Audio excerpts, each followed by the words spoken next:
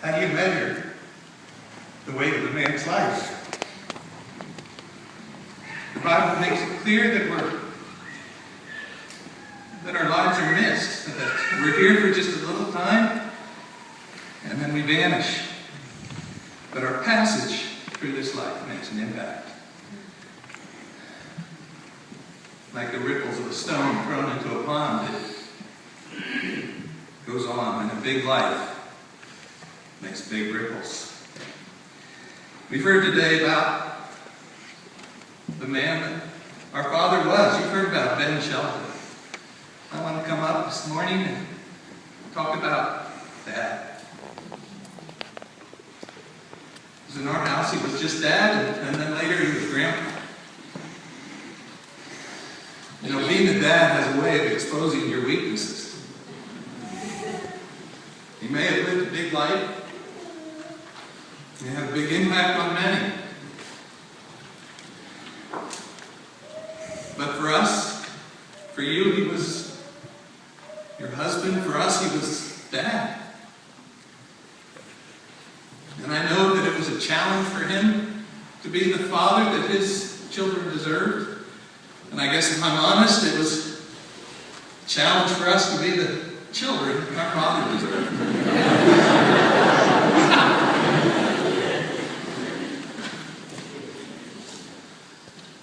You've heard today that Dad truly had a pastor's heart. He knew how to serve others with genuine care and grace.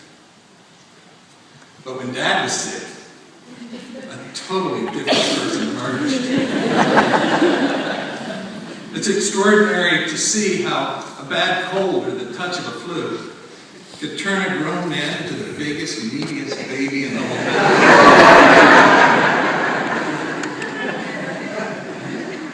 I remember walking cautiously into my mom and Dad's bedroom, and the door was shut, the lights were dim because Dad was sick in bed. Next to his bed was an empty trash can. And scattered all across the floor from that trash can must have been 150 or 200 wadded up tissues. Apparently, when you're about to die from an attack of hay fever, being able to throw your tissues away is just too much of an effort. Even as a child, I knew that just wasn't right. The story's told that his mother, our grandmother, was talking to the neighbor lady. She was telling her, Benny's sick today. And when Benny's sick, he's a handful. The problem with this, of course, is that when Dad really was sick and dying, it took us a while to catch on. Dad was the first to realize he was dying. And he really did meet his death with grace and peace, and with a certain strength that comes as a gift from God to those who know with unspeakable certainty, unshakable certainty, that they are secure in the hands of a loving, compassionate, merciful Heavenly Father. He would often say to us over those final months, growing old ain't for sissies. And Dad, bless his soul, was no sissy. But he was a gentle man. He didn't fish or hunt. To my knowledge, he never owned a gun. But the deadliest weapon he owned was a fly swatter. And I'll tell you, he knew how to use it. If a fly was loose in the house, he would hunt it with a single-minded determination, with a focus that was something to see. In his retirement, he moved to a home right next to a horse pasture. In large part, I think it was because of the improved hunting opportunities.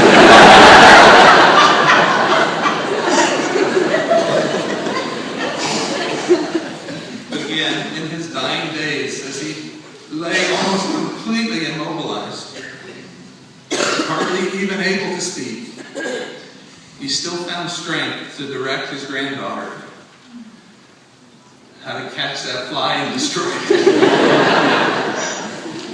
And, I don't know if there ever were flies in heaven, but I know that since Dad's arrived, they're not there anymore.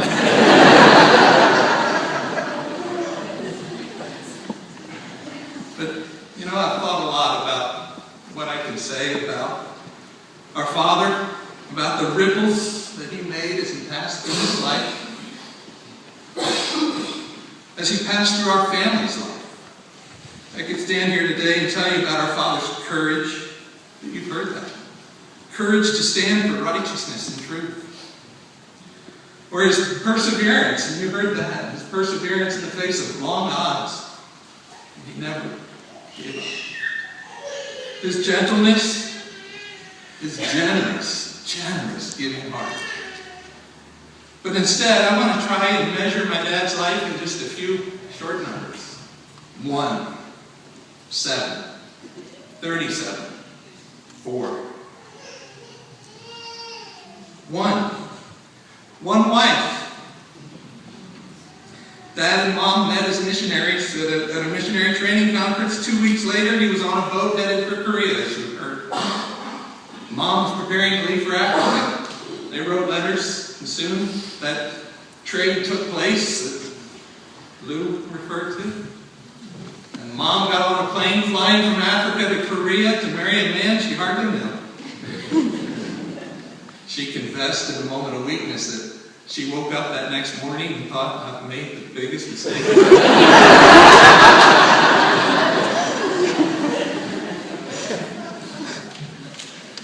But for them, it really was for better or for worse, for richer or for poor, in sickness and in health, to love and to cherish from that wedding day for 57 years, until parted by death. His kids are still learning that, how to do that. But Dad, he showed the way. 7 children. Tuesday, as we gathered around his bed, keeping watch as he gently passed into glory. And my sister led us through tear-strained voices in that gospel song that I loved to hear him sing to me as a child. When the roll was called up yonder, I'll be there. And I thought about the gift of faith in Jesus Christ that he helped nurture in each one of us. 7 children walking in the light of faith. 7 spouses walking with us in that same faith. Dad, he showed the way. 37. You know that number. 37 grandchildren. By now, you know how committed our Father was to the pro-life cause.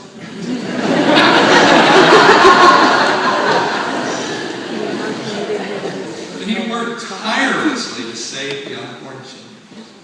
And I know he saw in each one of his 37 grandchildren a precious gift from God. Every week, for as long as he was able, Mom and Dad drove those 85 miles from their home to Stroudsburg, PA, simply to spend a few hours with their granddaughter Emily, suffering the effects of a debilitating brain injury. If we stand for the most helpless and the most innocent among us, it's because Dad showed the way. 4 great-grandchildren. I learned early that Dad started counting his grandchildren and his great-grandchildren from the day he learned of the pregnancy. So 2 of his great-grandchildren are still waiting to be born, right? So they're still waiting? Still waiting to be born. But several months ago, our family gathered in my parents' living room and Dad's living room. The occasion was the baptism of his oldest great-grandson, Isaiah. Dad knew by then that he was on the last lap of his race. As he baptized that child, he seemed to take a special joy in praying for Isaiah, that he would renounce the devil and all the pomp and vainglory of this world. I chuckled. Actually, I snorted when I heard him pray those words, but then I was overwhelmed with a sense of thanksgiving and real joy for the blessing that he was giving to Isaiah, that Isaiah was receiving from his great-grandfather. I thought of God's words that his mercy is for those who fear him from generation to generation. Oh, we're by no means a perfect family, but we have been blessed by God with every spiritual blessing beyond measure. And it's because our father, our grandfather, our great-grandfather showed the way. By my measure, those numbers add up to a huge life. My name is Daniel Benjamin Sheldon, and I am so blessed, so incredibly blessed to be his son.